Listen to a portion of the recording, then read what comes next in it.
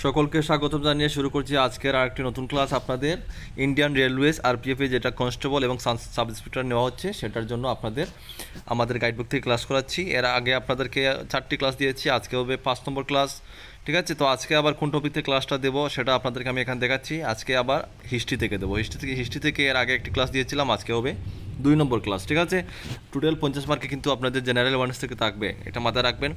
তো যারা গাইডবুক নিয়ে নিয়েছেন আপনাদের প্রায় অনেকেই নিয়ে নিয়েছেন, যারা নিয়ে নিয়েছেন ক্লাস করার দরকার নেই, শুধুমাত্র বাড়িতে বসে পড়বেন, সময় দেবেন, সম্পূর্ণ সিলেবাসটা অবশ্যই পড়বেন। ঠিক আছে, আর যারা নেন স্ক্রিনে ডিটেলস রয়েছে, আপনারা দেরি করবেন না, অবশ্যই নিয়ে বাড়িতে বসে প্রিপারেশন করবেন, সময় কিন্তু হাতে খুবই কম। তো এর আগে 10টি প্রশ্ন দিয়েছিলাম হিস্ট্রি থেকে, আজকে 11 নম্বর থেকে প্রশ্ন দেব।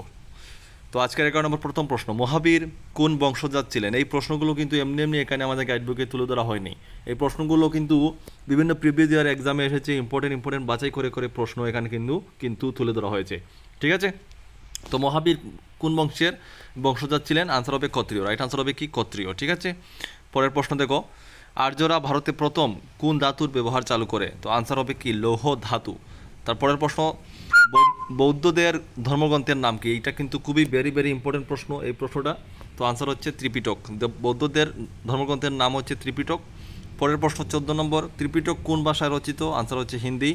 নেক্সট প্রশ্ন, বৌদ্ধ ধর্মে কয়টি পিটক আছে? আনসার হবে 3টি। ঠিক আছে, আমি কিন্তু খুবই তাড়াতাড়ি প্রশ্নগুলো আমি দেওয়ার চেষ্টা করি। পরের প্রশ্ন 16 নম্বর, পুরাণের সংখ্যা কয়টি? এটাও কিন্তু খুবই ইম্পর্টেন্ট প্রশ্ন, অনেক এক্সামে এসেছে। আনসার হচ্ছে 18টি। নেক্সট প্রশ্ন 17, প্রথম বৌদ্ধ সন্ন্যাসীর নাম কি ছিল? আনসার হবে গৌতমী। রাইট আনসার হবে গৌতমী। তো পরের প্রশ্ন 18 নম্বর, ভারতের সর্বপ্রথম রূপার সন্ধান পাওয়া যায় কোথায়? আনসার হবে হরপ্পা সংস্কৃতিতে। পরের প্রশ্ন 19 নম্বর, মগধ রাজ্যের প্রাচীনতম নাম কি ছিল? এটাও কিন্তু অনেক এক্সামে এসেছে। আনসার হচ্ছে বৈশালী। ঠিক আছে, তো আজকের আপনাদের লাস্ট প্রশ্ন 20 নম্বর, অশোকের রাজ্যাভিষেক হয় কত খ্রিস্টাব্দে? অশোকের রাজ্যাভিষেক হয় কত খ্রিস্টাব্দে? আনসার হবে খ্রিস্টপূর্ব 269 অব্দে। ঠিক আছে, তো সুপ্রিয় দর্শক, আমি সময় নষ্ট করি না, আমি খুবই তাড়াতাড়ি আপনাদেরকে প্রশ্নগুলো দিয়ে ক্লাসগুলো শেষ করি। অবশ্যই প্রতিদিন ক্লাসগুলো অ্যাটেন্ড করবেন। ঠিক আছে, আর যারা গাইডবুক নিয়েছেন আবারও বলছি, বাড়িতে বসে শুধু প্রিপারেশন করবেন, আপনাদের ক্লাস করার কোনো দরকার নেই।